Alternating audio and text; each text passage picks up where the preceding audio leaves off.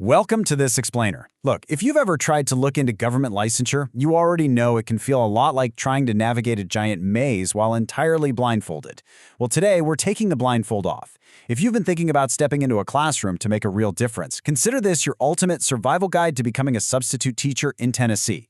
We're going to break down everything from the overarching state rules to the actual local district realities so you know exactly what to expect. Here's our quick roadmap for today. We're going to cover state law versus local policy, the 20-day limit, short-term versus long-term assignments, district hiring requirements, pathways for licensed educators, and finally, your next steps. Let's just dive right in. All right, starting off with Section 1, state law versus local policy. So the responsibility here is actually perfectly divided, but it trips up a lot of applicants. Think of it kind of like this. The state of Tennessee is like the Highway Patrol. They're setting the overarching speed limits and the absolute baseline rules for when a license is legally required. But the local school district, they're basically the DMV giving you your specific driver's license. The Department of Education explicitly states that district guidelines dictate the actual eligibility and hiring process. So while the state gives you the overall framework, it's the district that makes the final call on whether you're stepping into one of their classrooms. Moving right along to Section 2, the 20-day limit. 20. It might seem like just a random number, but in the Tennessee school system, this is literally the magic threshold. Seriously, if you take away just one structural rule from our explainer today, it absolutely needs to be the number 20. So what does this actually mean in practice? Under Tennessee law, a substitute teacher can serve in place of a regular teacher on leave for a maximum of 20 consecutive teaching days without holding a teacher's license.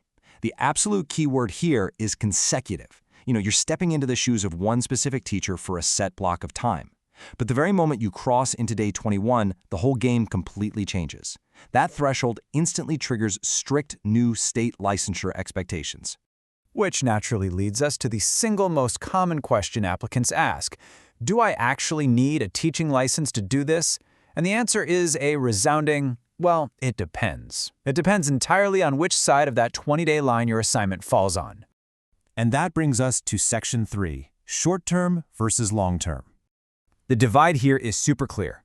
For short-term coverage, meaning under 20 days, you can be a day-to-day substitute without a Tennessee teaching license, assuming you meet the local standards, of course. But for long-term coverage, think extended vacancies, medical absences, or maternity leave, schools absolutely need licensed professionals for those. The state is incredibly serious about this. Educators without a valid teaching license literally cannot be staffed or evaluated in the state's TN Compass system. So just because you're qualified to sub for a day does not automatically mean you're legally allowed to sub for a month. Let's shift gears to Section 4, district hiring requirements. Now, you might have already seen the Tennessee Jobs Connection page online. It is a fantastic central portal designed to share your information with districts all over the state. But remember our Highway Patrol analogy from earlier? The state connects you, sure, but the district hires you. This state page doesn't magically bypass local hiring rules. It's just your starting point. You still have to successfully navigate the specific, internal rules of the local human resources department. So what exactly are those local HR departments looking for? Well, even without a teaching license, districts need to know, for sure, that you can manage a classroom safely and professionally. Here's a quick stack of the most common local requirements you're going to need to check off. You can expect to provide a completed application, proof of identity, and you will almost certainly undergo background screening or fingerprinting. Depending on the specific county or city, they might require a high school diploma, maybe some college credits, or even a full degree. They're going to want references, and often you'll need to complete their own specific training on classroom management and safety procedures. Keep in mind, because local policies govern eligibility, these will absolutely vary slightly from one district to another. Moving on to Section 5, pathways for licensed educators. This one is huge for our out-of-state educators moving into Tennessee. The state's licensure system actually has equivalency rules. If you hold a valid, professional-level license from another state, you can very often use those existing credentials to start substituting right away. Honestly, it's a brilliant way to get your foot in the door of a local school system and start working while you're dealing with the paperwork of transitioning your permanent credentials over to Tennessee. And we definitely cannot forget about our retired teachers. There's a special provision in Tennessee law that really highlights just how valuable experienced educators are. If you're a retired teacher stepping back in to help out as a substitute, you are actually not required to continually renew your teaching license to do so, subject to certain statute conditions and compensation rules. Districts literally rely on retired educators for that experienced classroom coverage, so they make it way easier for you to stay involved. All right, wrapping things up with Section 6, your next steps. Let's make this super actionable. Step 1, always start locally. Go straight to your specific district's substitute handbook or HR page. Step 2, compare what they want against the overarching Tennessee state guidance we just talked about.